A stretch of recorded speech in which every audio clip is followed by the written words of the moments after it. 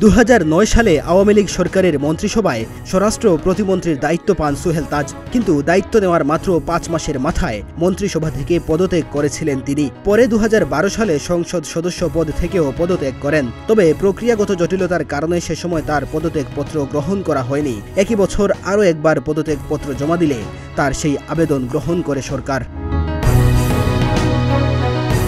রাজনীতি থেকে সোহেল তাজ সরে গেলেও তার প্রতিবাদী কণ্ঠস্বর তাকে সবসময়ই আলোচনায় রাখে। দল ও দলের বাইরে জনপ্রিয় হয়ে ওঠা সোহেল তাজের জীবন নিয়ে আছে নানা কৌতূহল। স্বাধীন বাংলাদেশের প্রথম প্রধানমন্ত্রীর ছেলে হয়েও তিনি কেন রাজনীতি থেকে সরে গেলেন? স্বরাষ্ট্র প্রতিমন্ত্রীর মতো দেশের গুরুত্বপূর্ণ একটা পদ পেয়েও কেন মাত্র 5 মাসের মাথায় সেই দায়িত্ব ছেড়েছিলেন? পদত্যাগের 15 বছর পেরিয়ে গেলেও কখনোই সেসব বিষয় নিয়ে কথা বলেননি সোহেল তাজ। তবে গত 5 আগস্ট ছাত্র জনতার গণ অভ্যুত্থানে শেখ হাসিনা পালিয়ে গেলে সেসব বিষয় নিয়ে মুখ খোলেন তিনি। সম্প্রতি একটি পত্রিকাকে জানিয়েছেন ঠিক কী কারণে তিনি পদত্যাগ করেছিলেন। খোলামেলা আলোচনায় সোহেল তাজ জানিয়েছেন, যেদিন তিনি স্বরাষ্ট্র প্রতিমন্ত্রীর দায়িত্ব পেয়েছিলেন তার চোখে পানি চলে এসেছিল, কারণ তিনি জানতেন এটা অনেক বড় একটা পদ। তিনি দেশের পরিবর্তন করতে চেয়েছিলেন, কিন্তু তখনই তাকে নিয়ে নানা ষড়যন্ত্র শুরু হয়।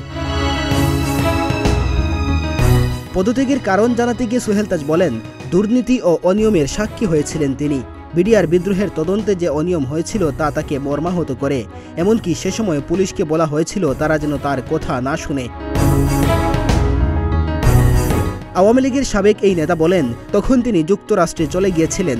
সেখান থেকে শেখ হাসিনার সাথে ফোনে কথা বলার সময় তিনি বারবার অনুরোধ করেছিলেন তাকে ছেড়ে দিতে, কিন্তু শেখ হাসিনা তাকে বারবার থাকার অনুরোধ করেন।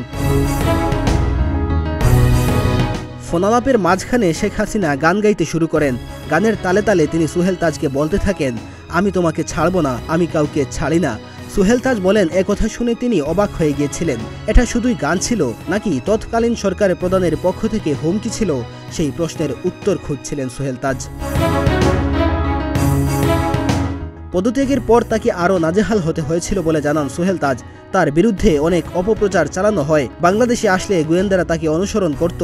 ওই সময় আবার অনেকের গুম হওয়ার তথ্য পাওয়া যাচ্ছিল, ফলে আরও আতঙ্ক ছড়িয়ে পড়ে তার মধ্যে।